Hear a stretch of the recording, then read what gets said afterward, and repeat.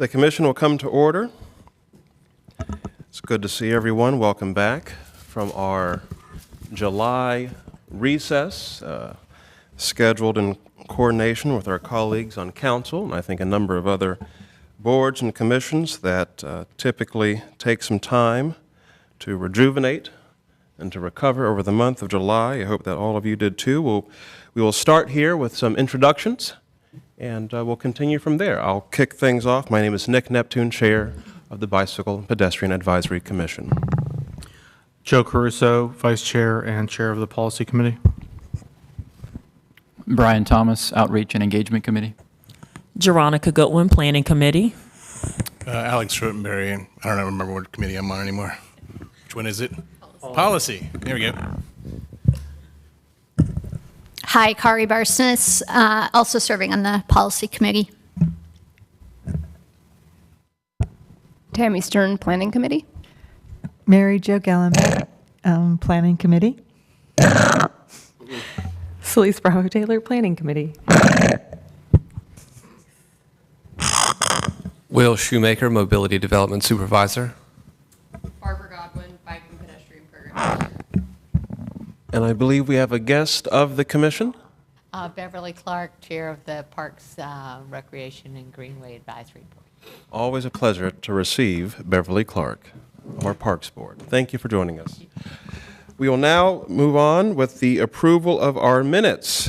Has anyone had an opportunity to review our minutes? Do I hear a motion to approve them? Oh, I see a motion to approve from Commissioner Stern. Do I hear a second? I hear a second from Commissioner Goodwin. My apologies, Commissioner Goodwin. All in favor? Aye. Any objections? Hearing none, the minutes are approved. Let us now continue with public comment. I do see a handful of folks in the audience, I believe, joining us perhaps for public comment, and some familiar faces. I would encourage folks to, if they do have public comment to make, to rise and to share their name and perhaps their address with us, and to make an effort to keep your public comment to 2 to 3 minutes, please. But I don't believe there's any particular order. I think it's almost a bit of a race to the podium of sorts. Please feel free to make your way. It is good to see you. So Hello. Good to have you back. Please introduce you. We know who you are, but for the... Well, not everyone knows who I am. Not everyone does. I am Susan Hatchell. My address is 2222 The Circle. I'm a former member of this board, so some of you do know me, and I recognize some faces. Former chair, if I'm not mistaken. Yeah, I was a chair as well as a member of this board for 6 years. But thank you for the opportunity to speak, and thank you all for volunteering for this job, and I think that's such an important part of what makes our city great. I want to thank you to the staff for their dedication and hard work, and I know they take their jobs very seriously. But I've come to you about 3 issues tonight, and trying to keep it to 3 minutes, I'll make them very brief. I am very concerned about pedestrian deaths and injury in our city, and I'm sure you all agree it is unacceptable. I applaud that there's been lowering of speed limit in downtown and the reduction of right on red and some hawk signals and some various improvements that are being made downtown. I really applaud the city for doing those things, and it will really do a great deal to help in the downtown, which is a dangerous place. But it's not at all helping on Capitol Boulevard or New Bern Avenue, Glenwood Avenue, or Hillsborough Streets, which are the 4 most dangerous streets in our city. The city of Raleigh has a walkability score of 31.3, which is well below average. Out of the 30 cities that are measured for walkability, Raleigh ranks 116th. I'm sorry, once again, that's just not acceptable. I'm sure you agree. More has to be done to improve the walkability in the city. I'm also concerned, so that's my first topic. My second one is I'm concerned about the development patterns in our city and how these development patterns do affect traffic as well as pedestrians. The missing middle, a lot of rezonings that have been going on in the downtown and Glenwood South area, they're doing a lot to increase density, which I am, as a landscape architect, I'm very in favor of this. But I have to tell you, increased density must include mass transit, affordable housing, pedestrian improvements, signals, crosswalks, hawks, as well as traffic calming. We should not be increasing density if we're not increasing those other topics. Lower speed limits should be all across the city of Raleigh, not just in the downtown corridor. I don't see any reason for anywhere in the city of Raleigh to have a 45-mile-an-hour speed limit. There's nowhere. We all know speed kills. Improving pedestrian infrastructure has got to be paramount. Pedestrian deaths are shown to be highest among the young, the elderly, people of color, and people that are non-English speaking as their first language. So this is really not just about pedestrians, this is about equity, and this is about having a great city.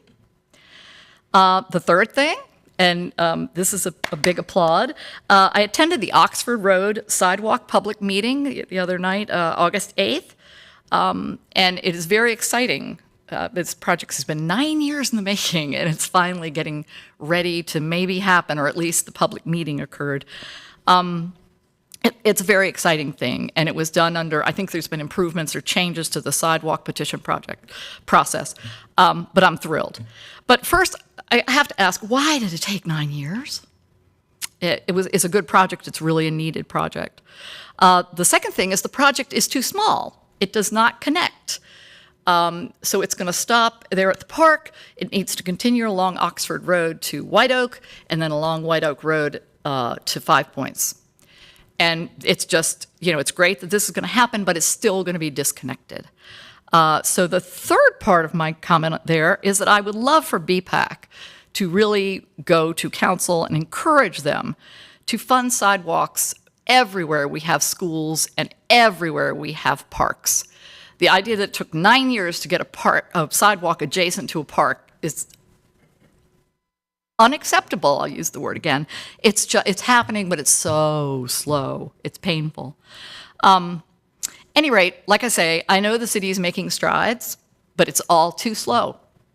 It's not happening fast enough, and people are dying in the streets.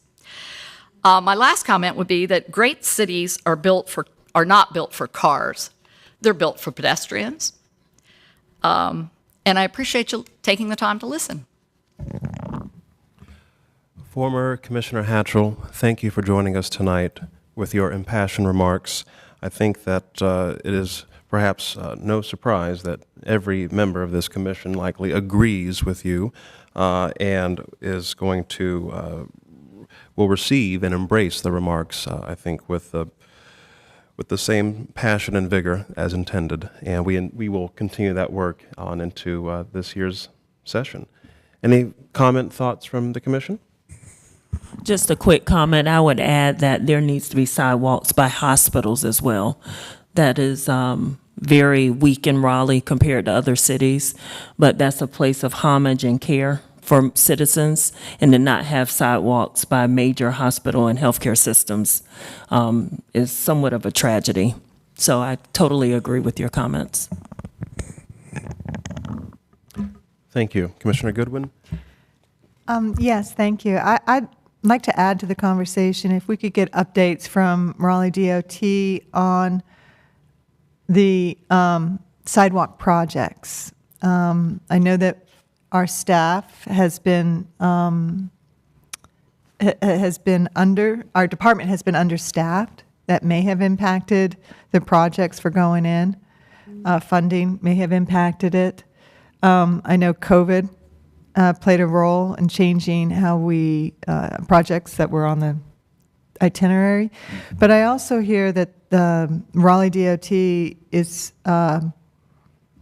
considering the installation of pilot projects, and could sidewalks be a pilot project to expedite in reserving the space for pedestrians to walk.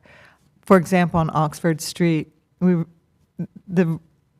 possibly they could be temporary bollards and Zikla products like the Zebra that have been really effective in cities across the United States as well as in Europe at creating that defined space that makes both all road users feel comfortable.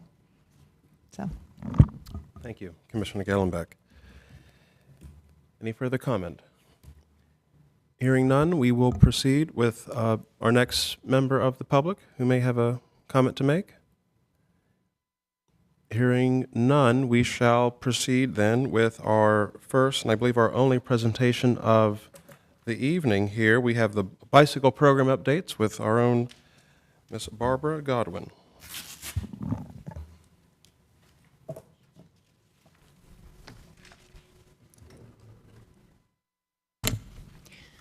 All right, good evening, everyone. Hope you all had a nice summer break. It's good to see everyone tonight. Welcome back. So tonight I'm going to be talking a little bit about the progress that we've made with implementing part of our bike plan over the last 7 years since its update, and talk about a little bit of what to look forward to project-wise from our program this year. So a bit of background for you. The city's first bike plan was adopted in 2009 by our city council. About 7 years later, we went through a rigorous bike plan update, which was completed and approved in 2016. And then in 2020, we did a bit of a reprioritization of some of those 10-year priority projects that were identified in that plan update, and sort of identified what had already been completed and reprioritized based on what was left. So our 10-year priority list, again, this is part of our larger bike plan, but it really identifies, what our work plan focus is for the bike program. It includes a variety of different types of bike infrastructure. So that includes your separated bikeways, like you see on the screen here with our West Street project, as well as just conventional bike lanes and our neighborhood bikeway system. So we're able to deliver projects that are identified through this 10-year priority list through a couple of different ways. First being our standalone bike program delivery, which again, West and Harrington, as part of the North-South Greenway Connector project, is a good example of one of those projects. Additionally, we're able to work with our internal partners through the annual resurfacing program and really work with them to identify what streets are coming up for resurfacing and how that overlays with our bike plan and those priority projects. Additionally, we're able to coordinate on some of those larger capital project efforts and get some of our priority projects completed through that way as well. So to give you a high-level look at what's already been done as part of this 10-year priority list, 33% of our separated bikeways that were identified have been completed. We've also seen 42% of our conventional bikeways completed and 16% of our neighborhood bikeways completed. While those numbers are great to see, that is not a holistic look at what's been done as part of our bike network over the last 7 years. So in total, we've actually been able to deliver over 67 miles of bike infrastructure since 2016 when the plan was updated. So this is through a variety of different delivery methods outside of our 10-year priority list. As you can see here, only about 10 miles of that 67.59 total miles were actually identified in the 10-year priority list. And so you may be asking yourself, why is that? Well, that's because we have a lot of different programs and delivery mechanisms in place that we're able to partner with both inside the city and externally with our state partners to be able to also overlay, some of the ongoing plans and projects with our entire bike network, so just outside of that priority list. So some of the ways that we deliver these projects are through, again, our resurfacing program with the city, as well as NCDOT's resurfacing program, which every year we get a list of streets that they're going to be resurfacing, and we partner with them on possible road diets or restripings of existing infrastructure.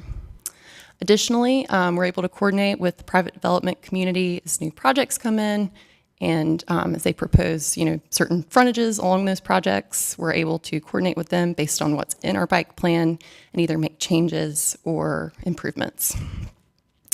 And then lastly, we're also able to work with, again, some of those larger capital projects that come out of area plans and corridor studies. So we kind of serve as a consultant to all of these different types of programs and project delivery mechanisms. So now the fun part, highlighting some upcoming projects for the commission to look forward to this year and to also be very engaged in. So we've talked a lot about our North-South Greenway Connector project. We're looking forward to phase 3 of that project, which falls between P Street and Wade Avenue. So at this time, we have 3 refined alternatives that we've worked on and BPAC has taken a look at within the last year. We're looking to take those alternatives back to the public this fall and go through a pretty rigorous engagement process with that project. So additionally, kind of tagging on to the North-South Greenway Connector Phase 3, we are also looking at doing an extension of this project through a neighborhood bikeway connection along the Fairview Access Road, which you can see on the right in this image, but this was before it was resurfaced, so it looks much better now. So essentially this connection will be looking at pulling that phase 3 section up until 5 Points and creating a neighborhood bikeway that connects into the larger 5 Points area. So additionally, we're going to be looking at doing some standardization work with our neighborhood bikeway signage and implementation strategies. Really what this means is we're just looking to sort of standardize what our signage looks like, how we place it, where we place it, et cetera. So more information for sure to come out about that soon, and definitely we'll bring that back to the BPAC. So lastly, a couple more upcoming projects. We've got our Faircloth Street cycle track project, which again, the BPAC has been engaged on. This cycle track project is slated between Hillsborough Street and Wade Avenue. We're at around the 25% design mark and looking to do some engagement on that project early next year. And then lastly, we are gearing up for our annual resurfacing program for the 2024 season, working on identifying what those streets will be as it relates to bike infrastructure and potential changes. So more information to come on that soon, back to the BPAC. And then, of course, wanted to highlight, I sent out an email blast to our BPAC over the break, but we did receive the Multimodal Planning Grant Award from our partners at NCDOT. We're very excited to have this opportunity. We did receive award for a bike plan update, so going to be looking forward to this process being kicked off as soon as the state budget gets adopted. So definitely more to come on that. There will be several engagement opportunities available with this, and we will surely bring something back to you as soon as we have more information. So that's all I have for you this evening, and I'm happy to take any questions. Thank you, Ms. Godwin.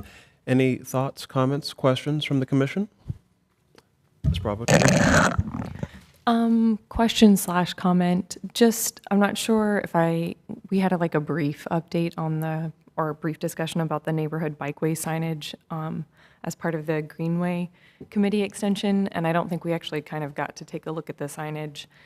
And just in small discussions in that group, it's great to hear that you guys are doing an overarching look at a signage package and what that really means. And I think there's a little bit of a curiosity from our standpoint as to what the starting point is of that, and if it will be tied to the Greenway signage or road signage, or if we're introducing a third type of signage, or if we're thinking about having those systems more coordinated.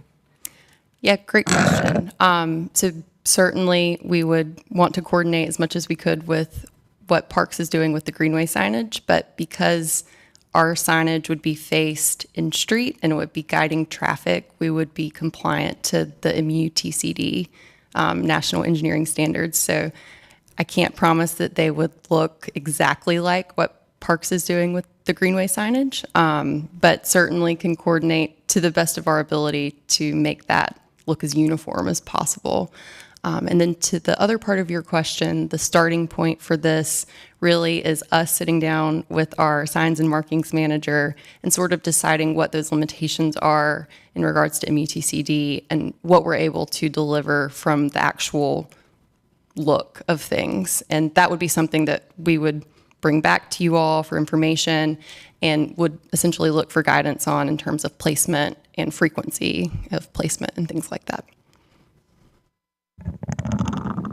Oh, Ms. Clark, Related to that question, and thank you. do you want to use a microphone? Thank you. Okay. Who knew? Related to that question, are you thinking of indicating where greenways are on your signage? For instance, there is a place when you're on the road on the East Mine Fork Creek Greenway where the greenway actually turns right, but the bikeway goes straight. And I don't know the name of that street, but it's before you get to Strickland, that sort of neighborhood wander through. And so it would, we want to make sure that people know that whether they're following one direction or the other. So if that can be indicated, because greenways are on streets too, although that is something in the parks area that we are working on. No, thank you for that comment. So one of our main goals with this effort is to help communicate connectivity points. And so greenways are definitely a part of that connectivity that we want to communicate, as well as, you know, some of those larger bikeway connections that are part of an in-street facility or commercial destinations and things like that. That level of detail has not been fully established, but it's something that we would definitely want to consider. Thank you. Mr. Thomas. The NCDOT funding that we're in line to receive, is that specifically for a bike plan update, or does that apply to other areas of mobility? That is specifically for a bike plan update. And do we know how much we're to receive, or is that contingent upon final adoption of the state budget? So we requested the maximum possible that you could request with the pending a city 50% match. So more information would be solidified after the state budget gets adopted. Okay, thank you. Oh, Mr. Caruso? Yeah, so on the bike plan, I mean, I know a lot of this will probably be dependent on kind of what happens specifically, but kind of broadly speaking, is there kind of a general scope of what is going to be looked at as far as the plan update? I mean, I know that there's kind of a lot of different sections in there, some of which, you know, are still kind of broadly relevant. Some are kind of quite outdated at this point. So, I mean, has there been enough work to kind of have a general scope of what's going to be included in that update?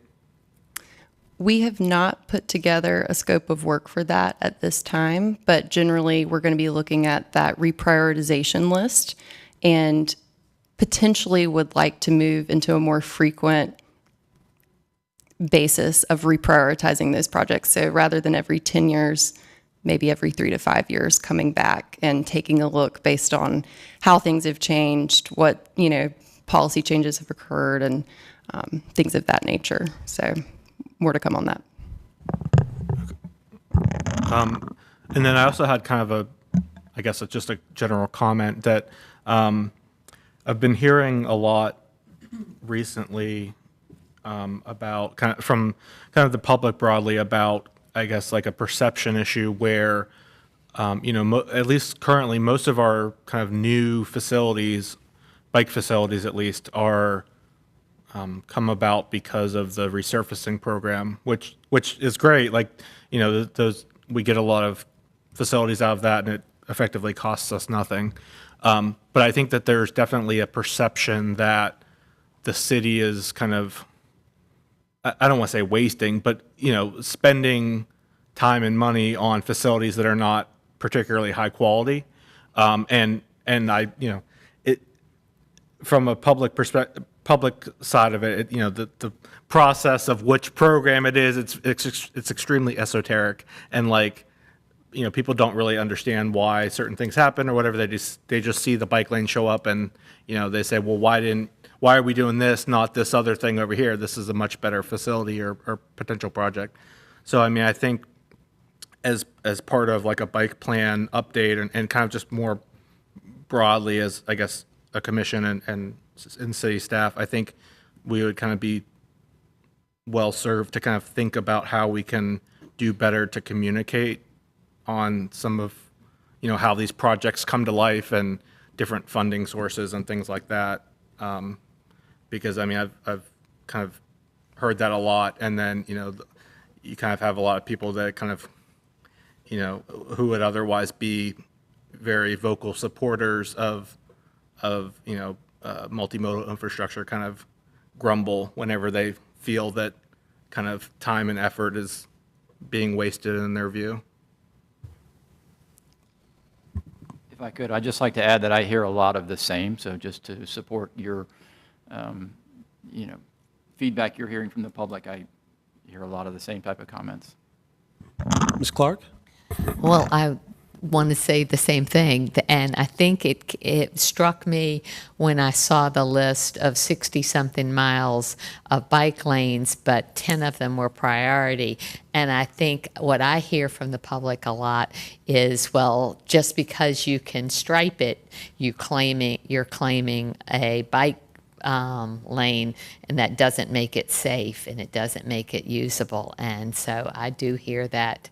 So I think that's part of the question, is just because we can stripe it for a bike lane doesn't mean we should stripe it for a bike lane. And I think that kind of piggybacks on what both of those gentlemen were saying. Any thoughts from, Commissioner Barsness? I was going to speak to that. That is 100% something that Barbara and I talk a lot about, where I think historically, I mean, 2016, a lot has changed between what best practices were then versus now. And at one point, the thought was the more bike lanes, the better. And we're realizing that that is not appropriate. So we absolutely sit down with every resurfacing, weigh the pros and cons of what we can get. Is it going to be quality? Is it going to be in all ages or as close to all ages as we can get? And then also the fact that in the last couple years, we've gone through multiple bicycle and pedestrian positions that Barbara's in now, so we've not had the stability to get that cadence and continually push out projects.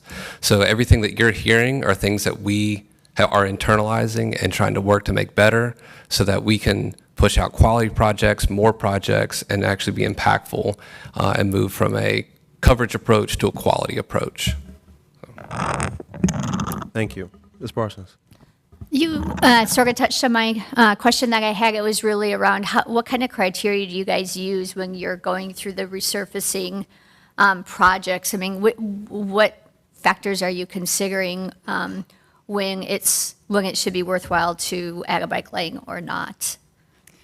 We start with overlaying, the streets that have been selected for resurfacing with what our bike plan advises, and sort of take that as an initial recommendation and work with the design team to really hone in on, all right, what's the available pavement out there?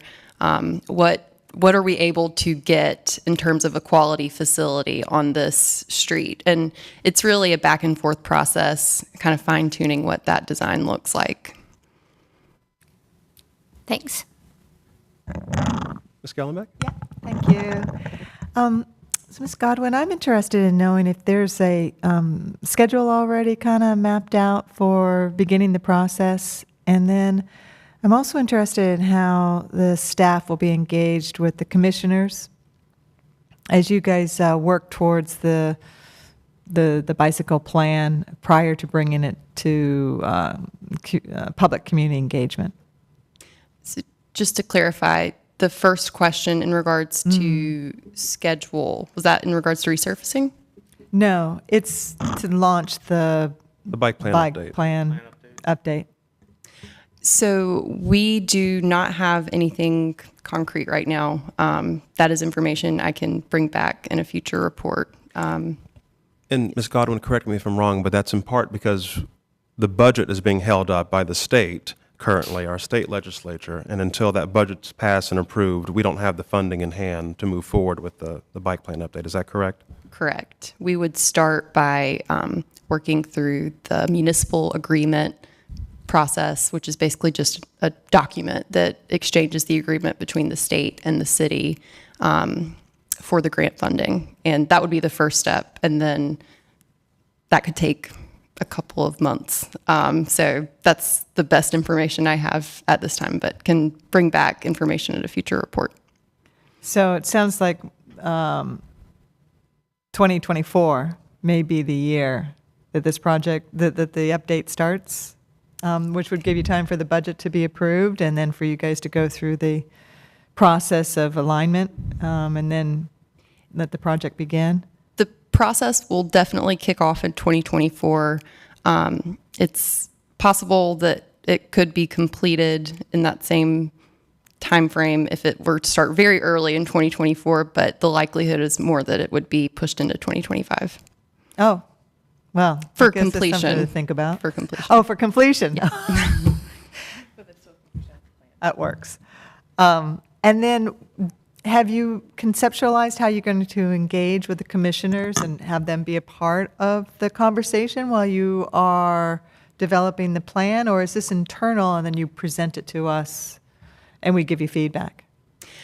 So we definitely will be bringing this forward to the commission, and there will also be public engagement opportunities for commissioners to attend as part of that engagement process.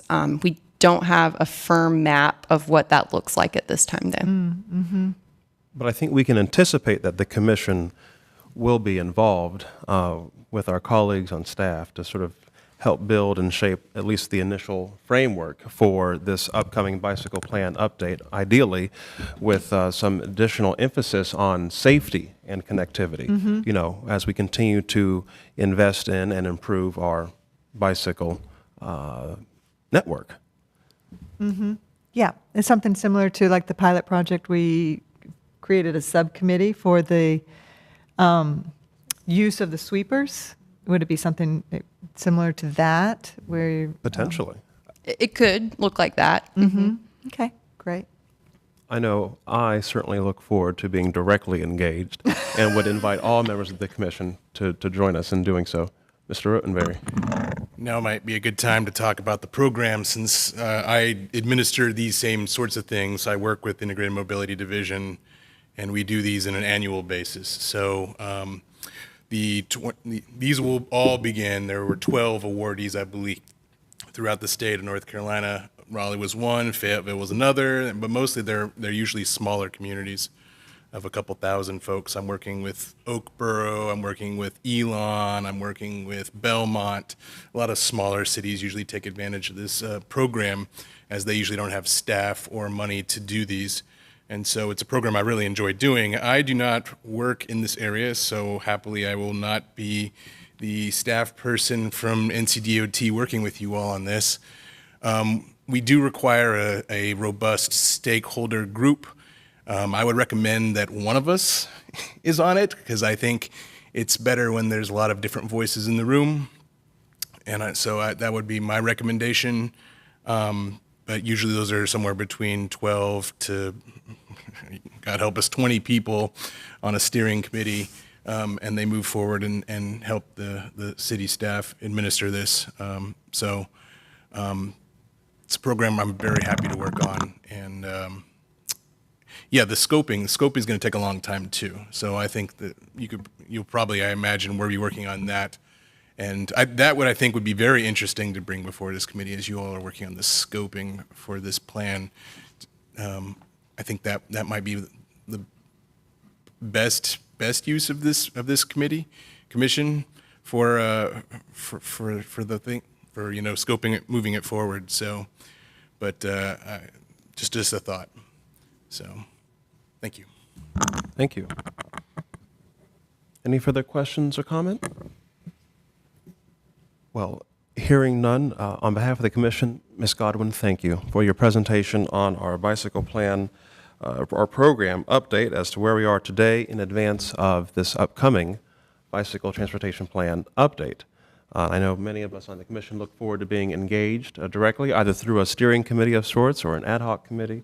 We will certainly develop and devise a way for those of us who are interested to be engaged in that process. So, in addition to, of course, the members of our cycling public, our public at large. I mean, I think we will create and facilitate and encourage an opportunity for as many folks to be engaged in the updating process as possible. So, looking forward to it. Thank you, Ms. Godwin.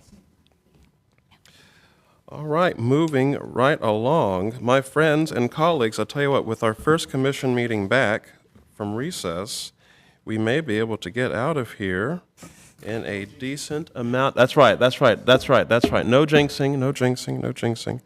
And I will kick us off here. We will transition to the chair's report, followed by some committee updates wherever we have pending items. With an effort to keep this brief, I'll just acknowledge that over the last month or so, I've had the pleasure of joining in on some community meetings and some public activities, including one with a handful of you here on the commission. There was a meeting on July 25th, a community sort of listening session with neighbors, residents, just sort of community stakeholders from the Brookside Avenue, Edmond Street kind of area, sort of doing a deep dive into listening to community concerns there. Those concerns were received not only by members of the commission, but by a number of members from our Raleigh Department of Transportation staff. Several departments and sort of offices within the Department of Transportation were able to listen and participate in that. And as I understand it, Raleigh Transportation staff will be meeting with our planning committee tomorrow, chaired by Commissioner Tong, who could not be here with us tonight, but will be at planning committee tomorrow for a further deep dive into a few of those, approaches at addressing some of the concerns raised by the members of that growing neighborhood. That was number one. Another item that was sort of top of mind from the last month, I had an opportunity to participate in this 2-week Real Matter Public Architecture and Design Forum and Workshop hosted and organized by our friends and colleagues with In Situ Studio. I bring it up because it was a great opportunity for folks, both local and even folks who are coming in from out of state, a handful of students who are coming in, to take a look at all the ways in which we can improve our streetscapes and built environment, in the context of being one of the fastest growing cities in the country. And in fact, I have a bit of an artifact here from one of the teams as they were, listening to all these lectures from these, globally renowned architects and designers. The teams, after 2 weeks, put together some ideas as to thoughts that we might consider in our city. And one team in particular drew attention to what they called the right-of-way, the streetscape, and like reclaiming the street and making it safer for people of all ages and all abilities. And I just thought this was quite neat. I'm not going to do a deep dive here into it, but you can see just there's a great deal of thoughtfulness and intention, and it's very much in keeping with the conversation that we're having tonight. Which leads me to a point I wanted to make with regard to former Commissioner Hatchell. I had the pleasure and the privilege of running into Ms. Hatchell and Mr. Hatchell at a restaurant that, on the one hand, I do want to publicly name, but on the other hand, I don't, because I don't want to blow up our spot, But I do want to say it was a real pleasure to see Ms. Hatchell and Mr. Hatchell and to have a conversation about our growing city. Again, one of the fastest growing cities, if not entire regions in the country right now. And just to echo some of the thoughts and observations that were made, I was really struck particularly by this idea of leveraging our schools and our parks, our hospitals, as these points of connectivity. There's such a truth about that. And then one wonders, how and why we're not already doing that. And let's be very clear, we've got some incredible professionals on staff with the city of Raleigh. Okay, so, let's acknowledge the work that they have been doing for years before many of us as volunteers showed up. But I do think as we prepare, right, in the months ahead, not only for this bicycle transportation plan update, but also for this major transportation bond, okay, this major investment back in our city, one wonders all the ways in which we can participate in that conversation, help drive some of these, resources, our public resources, in investing in improved, safer streetscapes, right, for everybody. investing in infrastructure that encourages other ways of getting around our city outside of using a car. We should be creating more options for people, not less. We should be improving connectivity for people, right, from where they live to where they choose to go work, learn, and play. I mean, we know these things. And in fact, I do want to, just one last note, I want to encourage Ms. Gellenbeck, if she will. I know she was traveling, if I'm not mistaken, all throughout Europe, and may have come back home with some ideas as it relates to what we could do here in our own backyard, as it relates to making those improvements. But again, as I've shared with you before, it's a real privilege to be on this commission with all of you. I think that Ms. Hatchell's remarks is a reminder to all of us to embrace not just the passion, but that sense of urgency and creativity. People are dying on our streets. Okay. That's the truth. And, it's in many ways a reflection of our built environment, okay, and choices made by generations past. And so here we are today. We have an opportunity now to do better. And there's no reason not to, okay? So, deeply appreciate just, again, being here in service with all of you. One last final note, this is a personal one. My bike was stolen on July 4th. My bike was stolen on July 4th right outside City Hall. Parked, locked right outside this building. Now, on July 4th, as many of you might recall, that was the 4th of July. We were celebrating our nation's birthday. Well, as I came back from our celebration at Dix Park, I noticed my bike was gone. It was made public by our friends at Oaks and Spokes, by Jared Harbor, on Wednesday, the 5th. By Saturday or Sunday, the 8th or 9th, a member of our cycling community, Ian Neighbors, found the bike online on Facebook Marketplace. My all-city space horse needs to go ASAP for $100. He found this bike. And Mr. Ian Neighbors went out of his way to go pick up the bike in some random sketchy location. He picked up the bike, bought the bike, dropped it off at Oak City Cycling, where Oak City Cycling, this local small business that's been around for years, getting many of us on bikes, Oak City Cycling not only confirmed that it was indeed my bike, but they submitted almost immediately a crash theft report to the folks at All City. They've received a replacement frame. I'm going to go pick it up tomorrow. Isn't this, I just want to acknowledge, in the context of one bad actor, there are thousands of great actors in this city, okay? And I think it's just worth acknowledging what we can do, right, when we want to. You know what I'm saying? I just feel like that's just worth sharing, with this commission and in the context of all the good work that we are making an effort to do in our city of Raleigh. Okay, with that will conclude the chair's report. No further comment from me. Planning Committee, that would be Commissioner Tong. I believe we will maybe just move past Commissioner Tong's item, given that he's not here with us this evening, unless we have a commissioner who wants to speak up on behalf of Planning Committee. Otherwise, we'll just note Planning Committee will be reviewing the Brookside Avenue and Edmond Street area in more detail tomorrow evening, and then you will receive back, I think, in September, a full report on that for that particular neighborhood. Which also reminds me, as a side note, just as a quick note, over the past year, this commission, I think, has been heavily engaged in facilitating conversation with residents, with business owners, as it relates to, investments being made or perhaps sometimes not being made in improving our streetscapes. And it's really come to the attention of the commission and to staff that, we need to devise a better sort of policy approach, at receiving this sort of incoming feedback while also trying to address ongoing work and projects.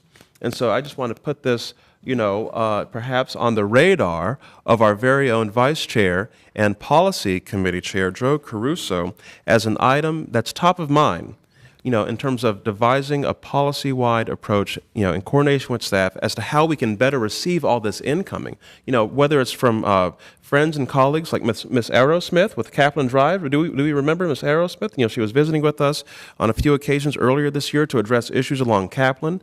Obviously, we've had, issues come up in the 5 Points neighborhood that we've been trying to address. But, this sort of ad hoc approach is not sustainable. So, I think just working with staff, I would love to see a policy committee this year as we enter into this new year, this new season with our commission work, identify maybe a policy-wide approach so that we can better serve, 500,000 plus residents in our growing city. All right. Now, with that concludes the chair's report. We've made a note on planning committee. Policy committee. Oh, how relevant. Hello. Mr. Caruso. Yeah, so the policy committee has two current items and now seems a third. So the currently the policy committee is kind of working on revisiting and kind of reviewing the progress on the text change TC 321, which was a text change to change the default street plan to instead of build bike lanes in the road, which it will now require a bike path, effectively like an asphalt path behind the curb, and no longer provide just paint in the street. So that has kind of been active for a little bit now, and we've as new development has kind of continued to happen, there's been a few projects that have started to go through this program and kind of deal with these changes, and we're kind of reviewing how those changes are kind of playing out in reality, and ways that the program can be tweaked a little bit to kind of better facilitate projects kind of getting approved quickly and kind of having a much smoother and more predictable and faster kind of site plan review process, so that these facilities can come online and be built much faster and easier. So we're continuing to review that and plan to review that further this coming Monday. Our meeting should be Monday at noon. And then we also have an agenda item to look at kind of policy around when there are street closures, primarily around construction, but kind of whenever there's street closures or detours or things like that, looking at the policy around how that kind of folds out, or how that kind of happens, and again, kind of tweaking that a little bit to further optimize it. And then I agree that I think that we can do a better job of kind of maybe formalizing a little bit of the work that the commission does to, kind of be a conduit between the public and city staff. And I think it would be good to kind of formalize that to some degree. So that's it. Thank you, Mr. Caruso. Outreach Committee, any updates this month? No updates from the Outreach Committee, other than to let you know that we are now accepting new members on the Outreach Committee. Hello. So if anyone's interested, please step forward. Well, and it sounds like you've got some good work ahead of you. If I heard it correctly, that North-South Connector will be looking for some public engagement this fall, 2023. We are looking forward to that, I can assure you. There we go.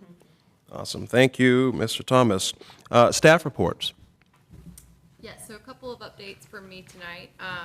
Some exciting news on the Hillsborough Street bike lanes. We were able to finish the westbound approach of the restriping of the bike lanes and the marking symbols.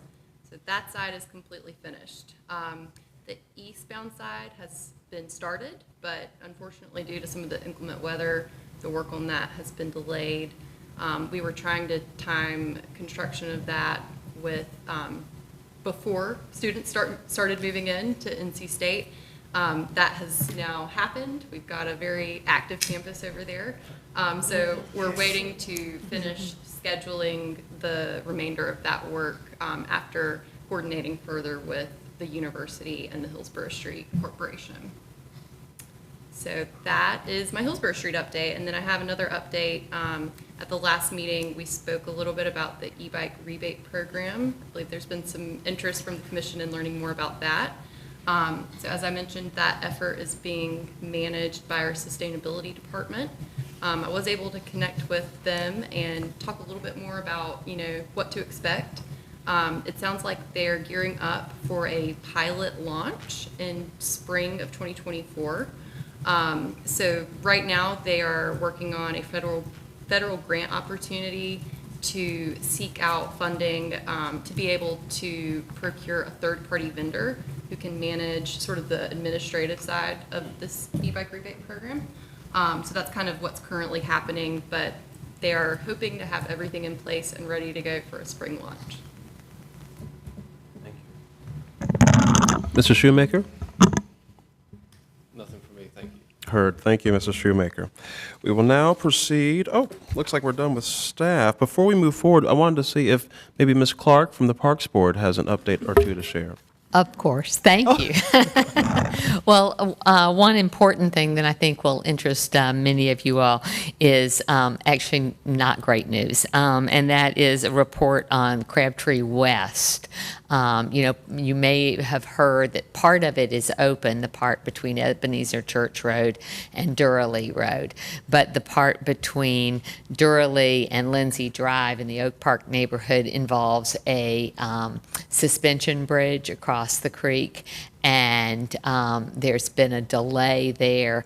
That part of the greenway is receiving federal funds, and there's a restriction that all things have to be bought in the U.S., manufactured in the U.S., and apparently the cables came from Germany, and so in the past, they had been able to separate out and only city funds for that, and so they're working through all of the appropriate political and administrative and bureaucratic processes, but we haven't gotten that resolved yet. So where we were looking at an October fit completion and a November celebration, we don't know what the time frame is now. So I know that lots of people are disappointed by that. And then I'd also report that I attended the Oaks and Spokes Midsummer celebration, and that was very nice. And Ms. Godwin presented there, and she did an excellent job. And so I was happy to be a part of that. And then just in the community, like you all, we have our ears burned. And I was asked the Friday night, what's the consequence for parking in bike lanes? And this particular cyclist was asking about Ridge Road. They said it's so frustrating when they see, for instance, a lawn service where the people's driveway is empty and the lawn service is all parked in the bike lanes. And I did not have the answer for what the penalty is for that. They wanted citizen tickets. That was their solution. That looked just like real tickets. And then when Mr. Caruso was talking about the policy committee looking at street closures, I personally used to use Bellwood as one of my cycling connectors, and now I have to go on Woodburn, which is a much more heavily traveled road, and that's because it's been closed for the construction for already a year, and it'll be another year. And I just wondered, as you all look at that, if you might, and it's just my thinking, not community input, but cost.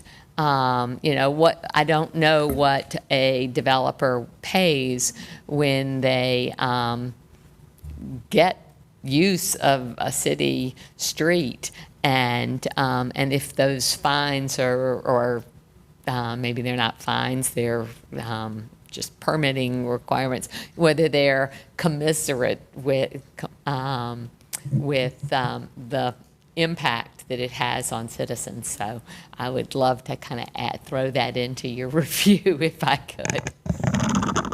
Thank you, Ms. Clark. Mr. Crusoe, did you have an immediate thought this year? Yeah, I mean, I think that that's a good point. I don't know, like, I assume that there's some kind of proportionality built into there, but I agree that that's something that we should make sure that we kind of confirm and figure out what the kind of specifics about that are. To the point about kind of parking in the bike lane, I definitely hear you. It's something that we hear a lot, and unfortunately, it's complicated and it depends. I know Ridge Road specifically, we actually, I am pretty sure we allow bike parking legally during the day. There's a lot of kind of history why that is. I personally would be in favor of reviewing that to see if that kind of rationale still stands 10, 15 years later. But I know Ridge Road is specifically one of the ones that I believe does allow daytime parking, and I think weekend parking potentially. There is some allowed parking, but it's. I think that's something that we should also look at. It's a very large issue because it is something that's kind of case by case on parking regulation, and as one would kind of expect, can be very politically charged. So it's not kind of a simple kind of policy change. But I definitely agree that it is something that we hear a lot. It is something that frustrates a lot of people, and it's something that we're very aware of. Thank you, Mr. Caruso. Ms. Godwin, did you have a response? I was going to respond to the Ridge Road piece Yeah. as well. And also looks like Mr. Richards. I'll let her speak to Ridge Road, and then I was just going to provide some clarity on the obstruction fees. So Mr. Caruso is correct. Ridge Road allows unrestricted parking with the exception of 2 hours in the morning and 2 hours in the evening, basically centered around those commute times. Thank you, Ms. Godwin. Mr. Ritchie, would you introduce yourself, please? Kenneth Ritchie, Mobility Strategy and Infrastructure Division Manager with Transportation.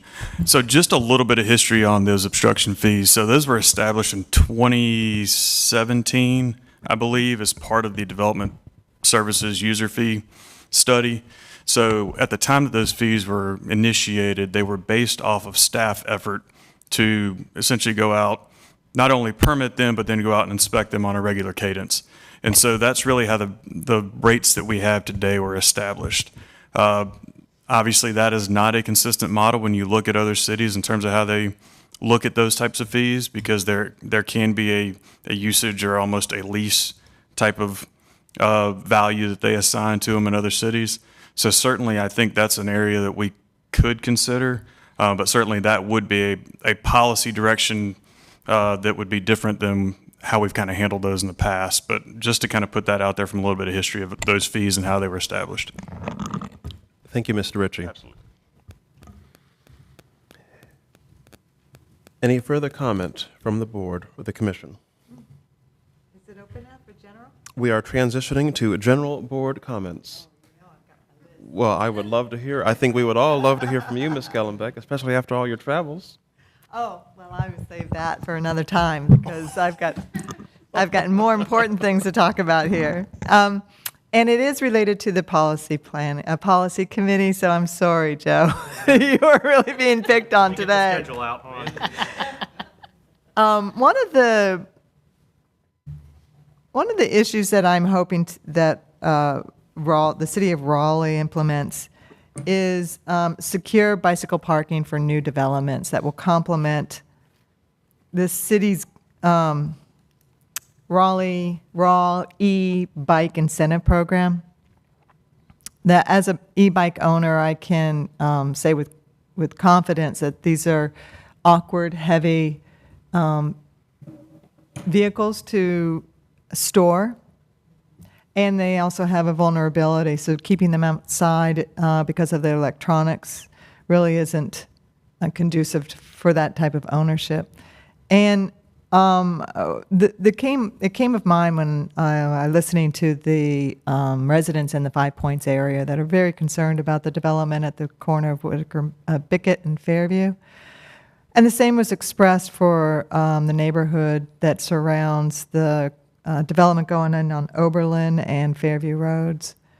And their concerns are that it's going to induce motor vehicle traffic.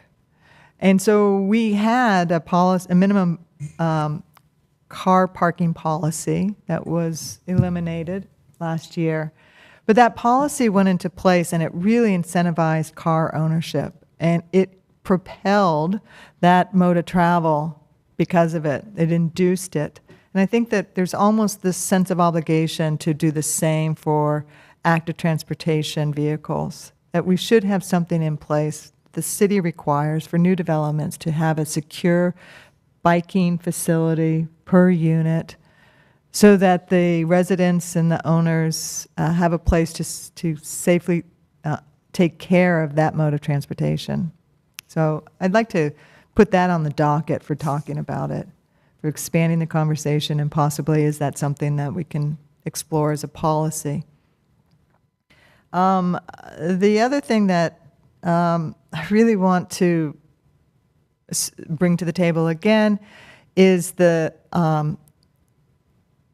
conditions of the bike lanes, that our current bike lanes that we have in place are the safety and comfort of them are reduced because of landscape growing in the lanes.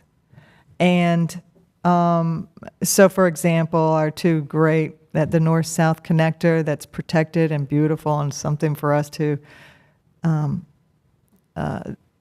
demonstrate Raleigh's commitment to this mode of travel, has great young oak trees that are going to, of course, grow, but their limbs are already growing in the bike lane. And so when you are traveling on a bike in this secure space, you are ducking in order to not get slapped in the face. And it hurts emotionally to have the conditions of our bike infrastructure create dangerous environments for the people who want to use them.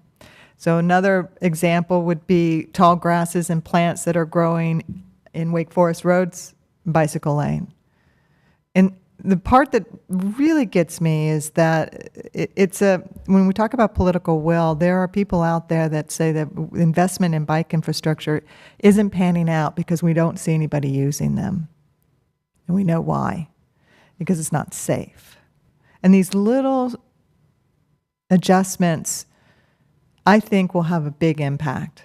So I don't know if that's a policy, Joe, but it sure seems like we should have a policy where we are prioritizing the maintenance of these lanes in order to create that environment that we want to induce bicycle ridership. Ms. Gellerbeck, I think Mr. Caruso might have a brief response. Yeah. So to the first point about bike parking, I agree. I know that we do have some level of requirement around that currently, but I don't believe it kind of goes to the extent that you're speaking of. I think there's a kind of a minimum where, either you can have like short term where it's basically just like a bike rack, or some longer term, and then there's different kind of categories and stuff like that. But so we have kind of something today, but I agree, like that's something that we could look into for kind of more substantial offerings, kind of as it relates to kind of residential development, where you're not going to want to just kind of stick your bike on a bike rack. And then as far as the bike lane Landscaping maintenance, yeah, so to speak, I agree as well. I think, as with most things, it's more of a funding question than a policy question. I think if we kind of had unlimited money, that there would be people. I mean, it's kind of like the same thing with the street sweepers. Like, it's not so much that there's not a desire to do it. There's just not money allocated to do it. But I mean, I agree that we need to prioritize that. But I don't know that like having a specific policy is a solution. But I think that we, as a as a commission, should kind of continue to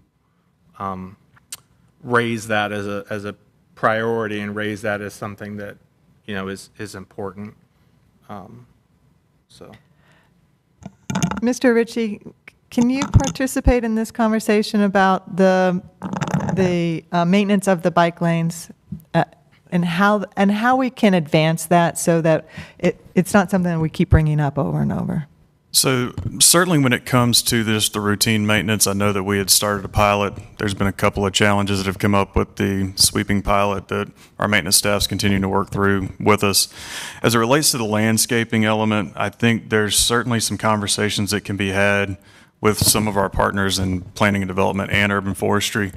I think as many are aware, with the adoption of the UDO in 2013, they did kind of place an emphasis on kind of that tree-lined streetscape, which I think has kind of led to some of those challenges with the street trees. And I think as we consider that with those conversations, it may be good to bring in our urban forestry staff to help kind of talk through what some options are. Certainly as those trees mature, limiting them up to a height that eliminates that probably is a lot easier. But during the younger years as they're growing, it does create a challenge. But certainly I would want to bring in some of our partners to kind of help us think through some of those conversations. But I think that's some of those growing pains as we look at how we create a more vibrant downtown. And certainly I think we're going to see it with a lot of our streets as we try and push towards those tree-lined streets. Well, I just want to acknowledge briefly, thank you, Mr. Ritchie, for speaking to that dynamic and the willingness to engage our colleagues and partners in urban forestry, as to what we could do to identify maybe some solutions kind of moving forward. I'm reminded of, it's this sort of dynamic of bearing witness to infrastructure that we're investing in, that we want to champion, that we want to encourage, this usage of, and yet it's sort of this repeated sense, I think, that keeps coming up with the commission that we for whatever reason seem to treat this infrastructure, the cycling infrastructure, as like a sort of a second tier or third tier or worse option for folks. And then we're over here, wondering why nobody's using the bike lane. And so I want to just acknowledge an appreciation for Ms. Gellenbeck for, continuing to raise that. And I'm hopeful that we can make some progress this year and this year ahead, and maybe identifying some ways in which we can elevate that infrastructure to be on par with how we do treat and maintain our streetscape more broadly, for the many cars who make their way all throughout downtown, and with quite frequently with great harm to those of us who are just trying to get about, more safely on foot or on bike or in virtually any other way, outside of using a car. So Certainly appreciated and noted, and I think we can have those conversations and look at some different options. Is this something that could be a part of the bike plan update?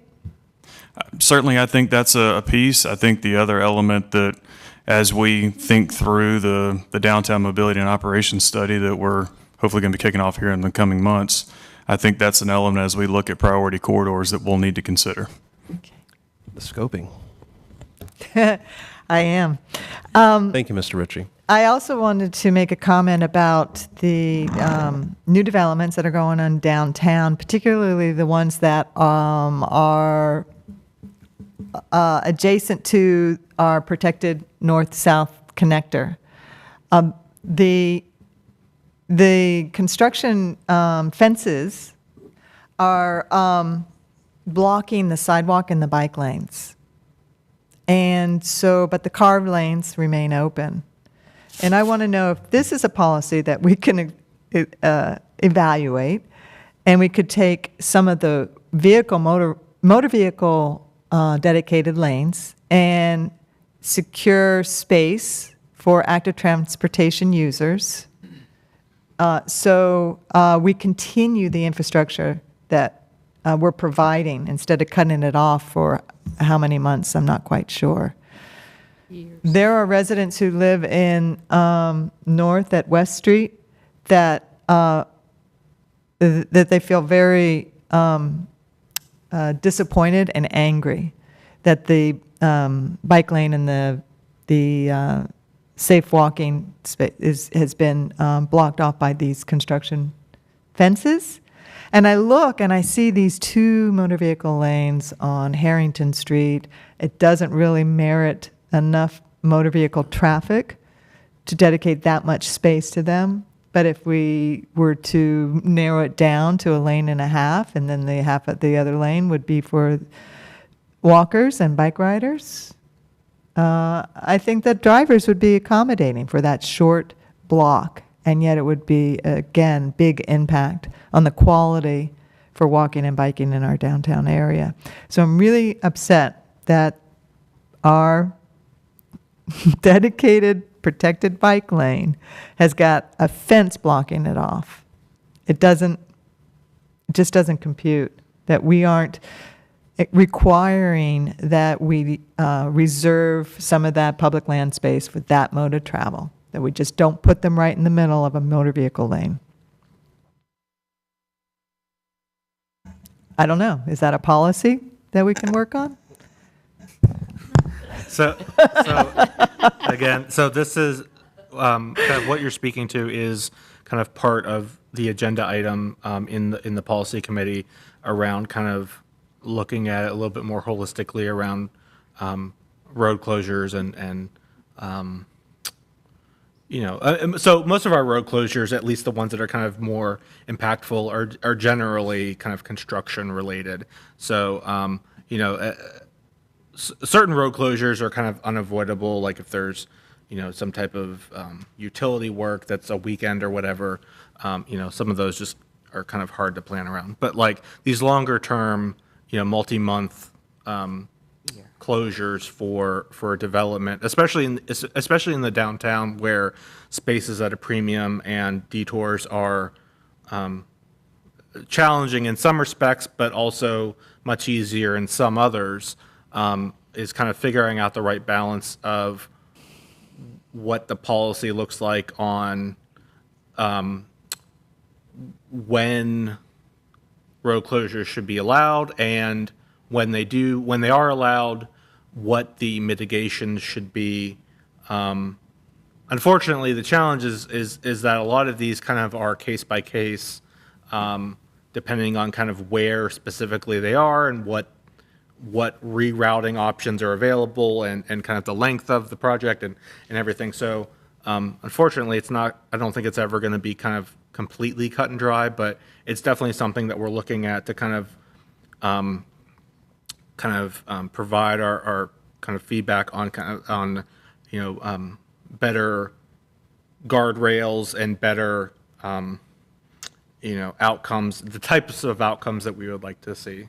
Mm-hmm. So it's on the agenda, the growing agenda it seems, but it's on the agenda to kind of bring that back as a kind of a recommendation to staff. Mm-hmm. Thank you. I do want to stress that we prioritize motor vehicle traffic, straight up.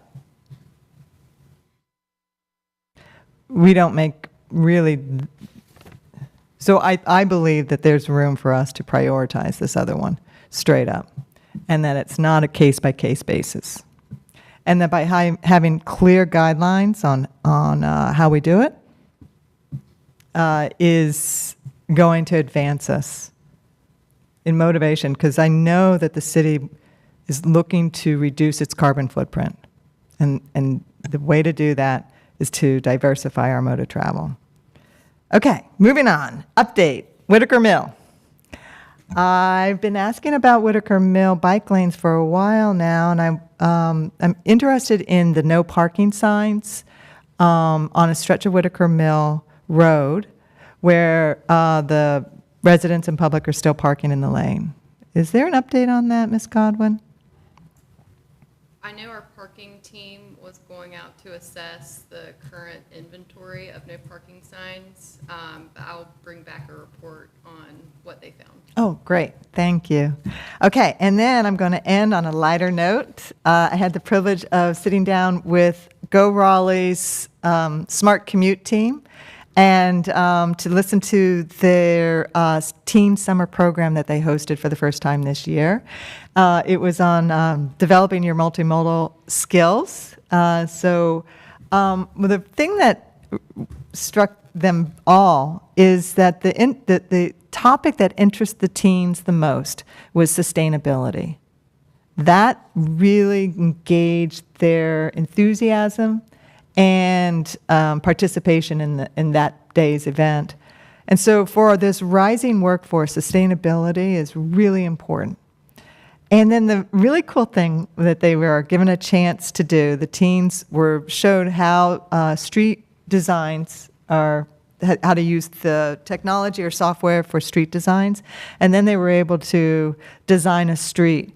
And the street that they designed had a two-way traffic lane for bicycle infrastructure and a dedicated bus lane for transit and no motor vehicle lanes.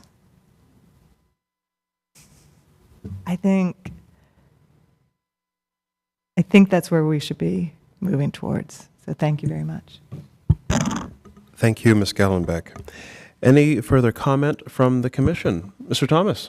I have a question sort of related to maintenance regarding multi-use paths.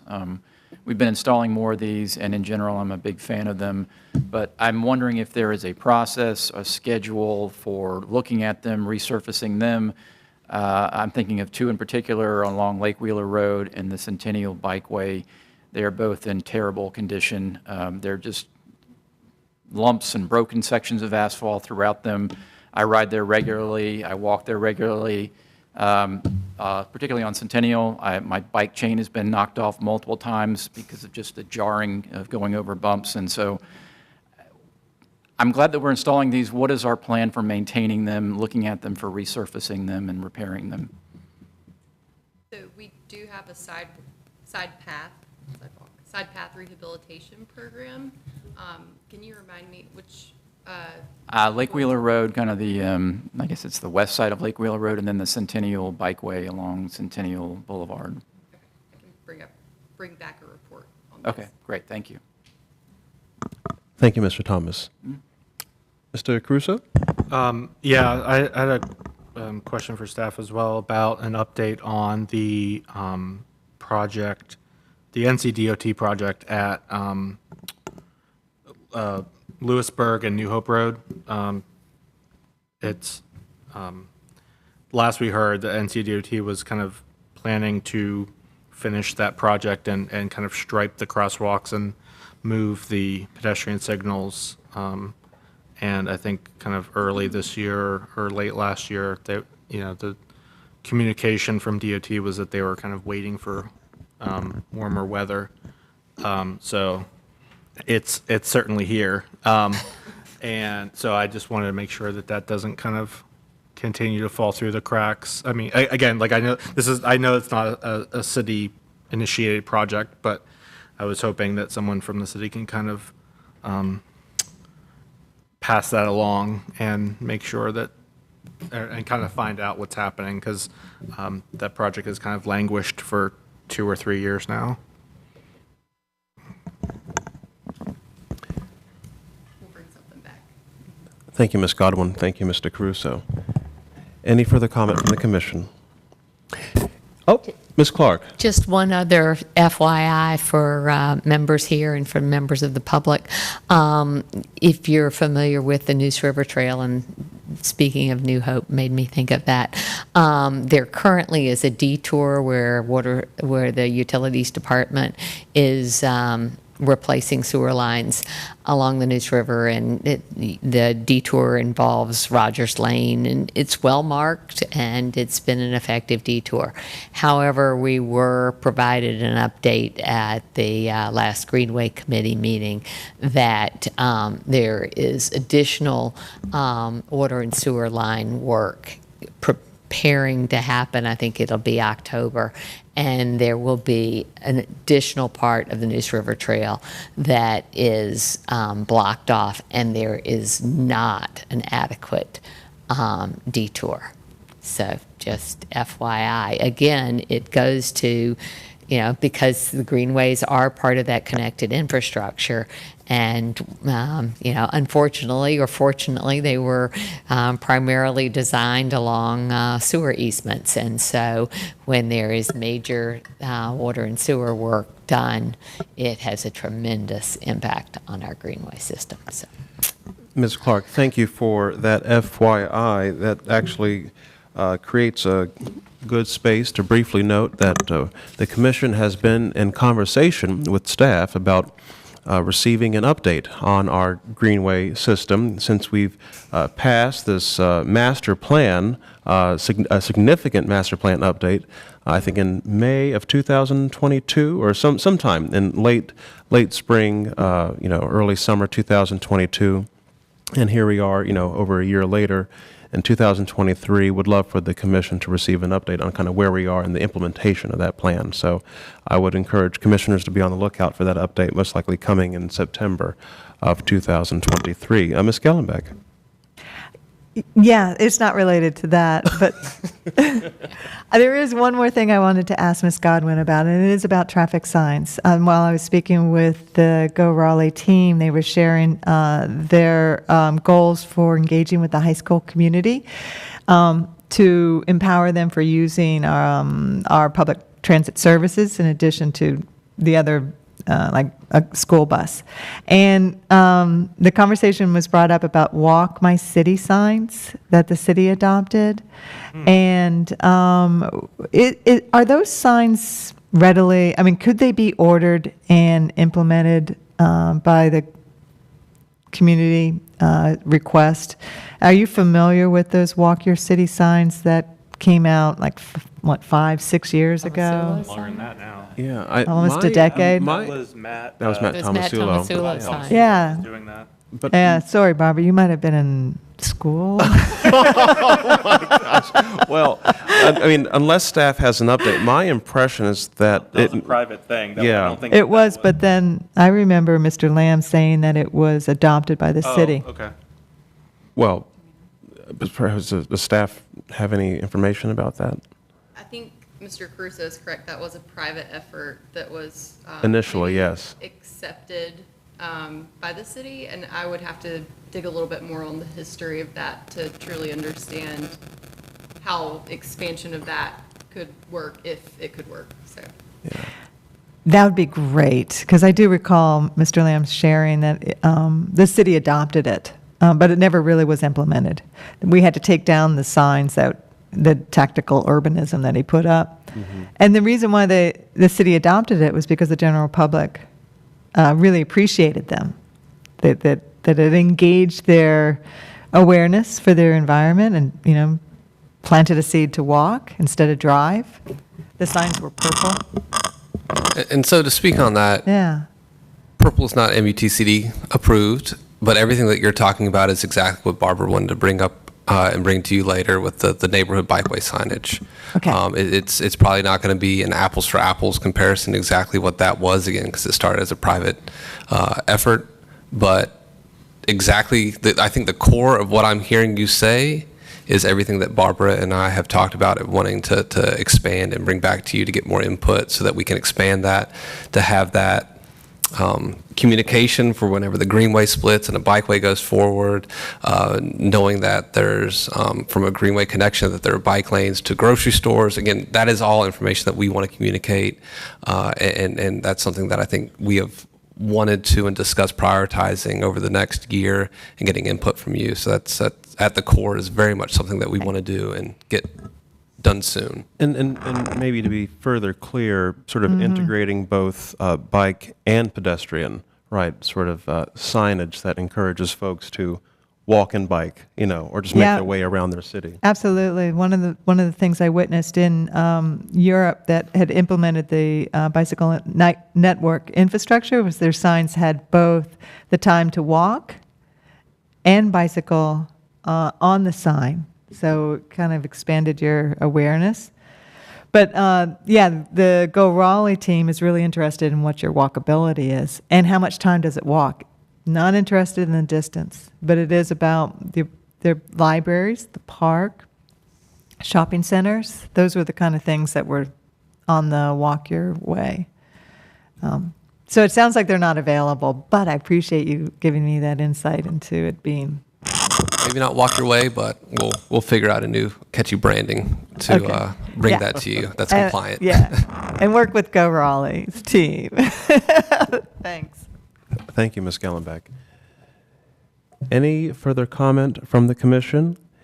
Hearing none, we will proceed with upcoming events. Any upcoming events from the commission? I have a few to share briefly. One, we have, of course, tomorrow our BPAC Planning Committee here at City Hall, 5:15. We've also got this weekend, this Saturday at Dix Park, the 3rd Annual Intertribal Powwow. Always a great time. Would encourage folks to come through for the powwow at Dix Park this Saturday, this weekend. We've also got, this is sort of an FYI with regard to our Greenway.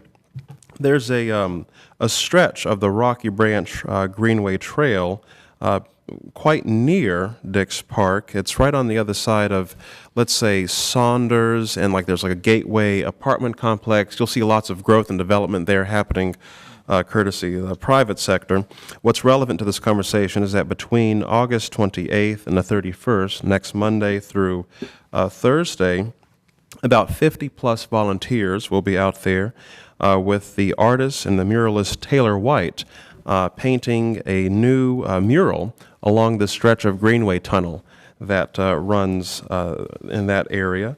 And so just sort of as an FYI, between Monday and Thursday, between 9 a.m. and 4 p.m., some volunteers led by Taylor White will be out there at So is Rocky that the Branch. Greenway, the tunnel that goes under Dawson McDowell, I believe that's correct. Yes, thank you, Ms. Clark. leading to Washington Elementary? Maybe they'll incorporate some educational component. That's right. So looking forward to seeing that completed. Other than that, I think the next Greenway Committee is coming up on September 11th. Is Yes, that right? September 11th at 4 o'clock here at City Hall. And I guess last but not least, of course, our friends with the Hopscotch Music Festival are back this year, bigger and better than ever, between September 7th and 9th. Would strongly encourage folks to make their way out for the Hopscotch Music Festival. Bike, walk, however you got to do it. Go have a good time. I hope to see you there. Ms. Gellenbeck. Yes, one more announcement is that Wake County Public Schools' traditional school year starts Monday, August 28th. So kiddos will be out walking and biking, and those 25 miles per hour school zones will be activated. So thank you. Thank you, Ms. Gallenbeck. Any more upcoming events from the commission? Oh, Commissioner Rotenberry. Yes. The Bike Walk NC Transportation Summit is coming up in September, September the 14th to the 16th. And well, that's a bit ahead. I think that is before our next meeting. And so that's being held in Salisbury, accessible by train. And public transportation. It's on there's an all-day training on the 14th, which is a Thursday, a full day of classes, I don't know what to call them, sessions on Friday, and then a half day where they're doing a variety of things, going to the Transportation Museum in Spencer. They're also doing a walk audit to let people get experience doing those. And so I'm planning to go there. For a lot of us in Integrated Mobility will be there, but wanted to make sure that everyone was aware of that, because I think that's I went last year and it was an excellent one that was in Greenville last year, so it was an excellent event. Very nice. Thank you for sharing, Commissioner Rotenberry. Any further comment from the commission on upcoming events? Hearing and seeing none, I would like to confirm our next full Bicycle and Pedestrian Advisory Commission meeting will be on September 18th, 2023, 6 o'clock right here in council chambers. And with that, I'd like to call our meeting to adjourn. Thank you so much for all of you for your service. Have a great night.